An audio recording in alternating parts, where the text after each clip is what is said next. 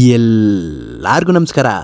ಇವತ್ತಿನ ಸ್ಪೆಷಲ್ ಮಾಡೋಕ್ಕೆ ಮೊದಲನೇದಾಗಿ ಒಂದು ಬಾಣಲಿ, ಅದರಲ್ಲಿ ಸ್ವಲ್ಪ ಎಣ್ಣೆ ಕಾದ ನಂತರ ಶುಂಠಿ, ಬೆಳ್ಳುಳ್ಳಿ, ಹಸಿಮೆಣಸಿನ್ಕಾಯಿ ಹಾಕಿ ಹಾಗೆ ಬಾಡಿಸ್ಕೊಂಡು ಸಣ್ಣದಾಗಿ ಹೆಚ್ಚಿರುವಂಥ ಈರುಳ್ಳಿಯನ್ನು ಸೇರಿಸಿ ಈರುಳ್ಳಿ ಕಲರ್ ಸ್ವಲ್ಪ ಚೇಂಜ್ ಆಗೋ ತನಕ ಫ್ರೈ ಮಾಡ್ಕೊಳ್ಳಿ.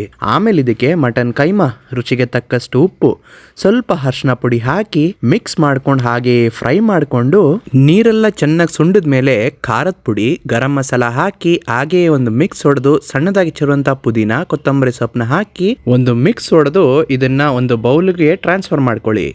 ಈ ಮಿಶ್ರಣ ತಣ್ಣಗಾದ್ಮೇಲೆ ಬೇಯಿಸಿರುವಂಥ ಆಲೂಗಡ್ಡೆನ ಈ ಥರ ಮ್ಯಾಶ್ ಮಾಡಿ ಇದರೊಟ್ಟಿಗೆ ಸೇರಿಸ್ಕೊಂಡು ಚೆನ್ನಾಗಿ ಮಿಕ್ಸ್ ಮಾಡ್ಕೊಳ್ಳಿ. ಮಟನ್ನು ಮತ್ತು ಆಲೂಗಡ್ಡೆ ಚೆನ್ನಾಗಿ ಕಂಬೈನ್ ಆದಮೇಲೆ ಇದಕ್ಕೆ ರವೆನ ಸೇರಿಸ್ಕೊಂಡು ಮಿಕ್ಸ್ ಮಾಡ್ಕೊಳ್ಳಿ. ಚೆನ್ನಾಗಿ ಮಿಕ್ಸ್ ಆದಮೇಲೆ ಇದನ್ನು ಸಣ್ಣ ಸಣ್ಣ ಉಂಡೆಯಾಗಿ ಮಾಡಿಕೊಂಡು ಆಮೇಲೆ ಕಟ್ಲೆಟ್ ಶೇಪ್ಗೆ ಪ್ರೆಸ್ ಮಾಡಿ ರೆಡಿಯಾಗಿ ಇಟ್ಕೊಳ್ಳಿ.